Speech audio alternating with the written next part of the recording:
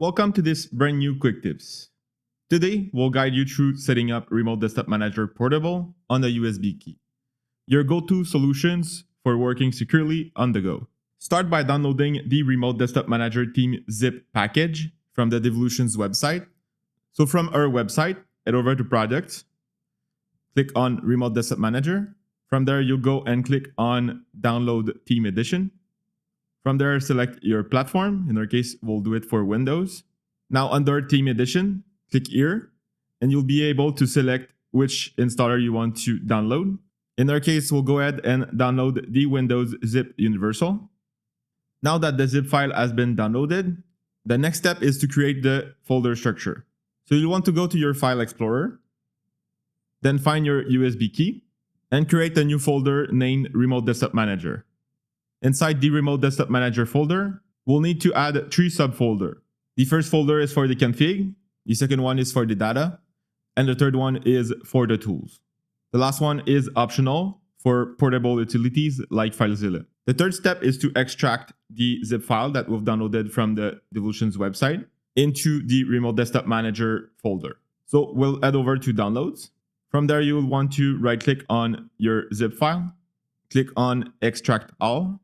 Then you'll need to select a destination to extract. So we'll click on Browse. We'll go into our USB key, and we'll click on Remote Desktop Manager. We'll click on Select Folder, and then we'll click on Extract.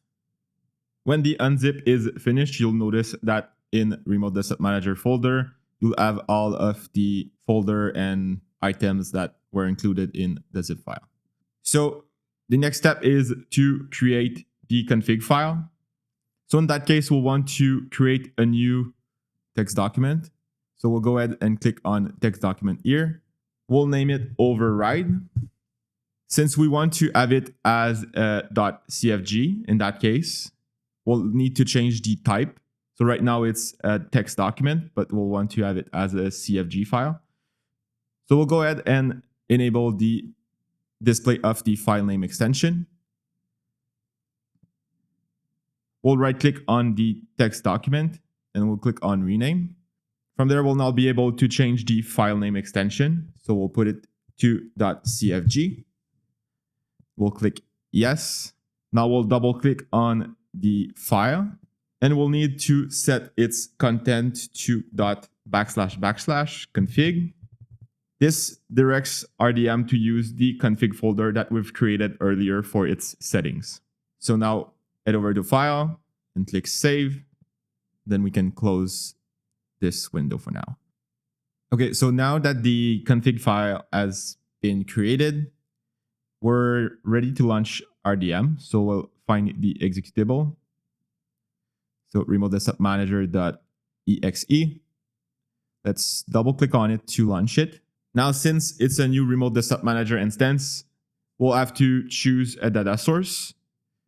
If you don't want to create a new one, so let's say you don't want to create a local or cloud or shared data source like Devolutions Hub, Devolutions Server, you can simply go and click on Skip, Use Default, and click on Next.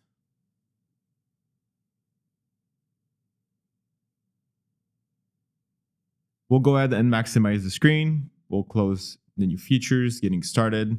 Now, if you intend on creating a new data source and using it on your RDM portable, you'll want to go to File under Data Sources and click on Add a new data source.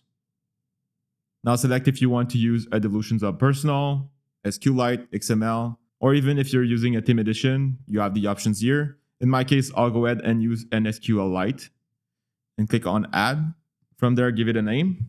Let's call it Bob SQLite Portable. Then you'll need to change the database path to .//data/connections.db.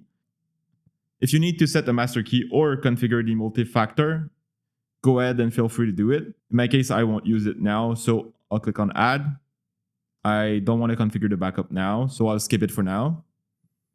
Then go ahead and click Save.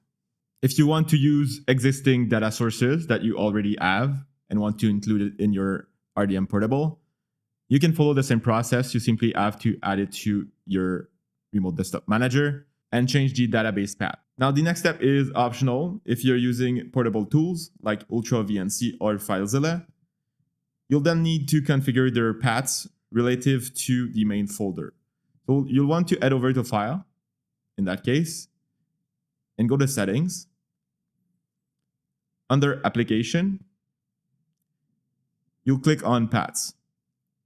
From there, go ahead and click on Configure Installation Path, and you'll have a list of tools and add-ons that are possible to configure in Remote Desktop Manager. In my case, let's say I want to use FileZilla as a portable tools. I'll click on it. And from there, I'll go ahead and change the installation path. In my case, I don't have it installed, but directly from the settings, it tells you that it's unable to find the application, filezilla.exe, and it also allows you to download it directly from Remote Desktop Manager. If let's say I had it installed, I can go ahead and click on the dots here and go into my USB drive, click on Remote Desktop Manager, and I'll use the tools folder as an installation path. And lastly, we'll want to remove the default data source that was created when we launch Remote Desktop Manager. So we'll go to Files and click on Data Sources. From there, you can select the local data source that was created by default, and I'll go ahead and delete the data source.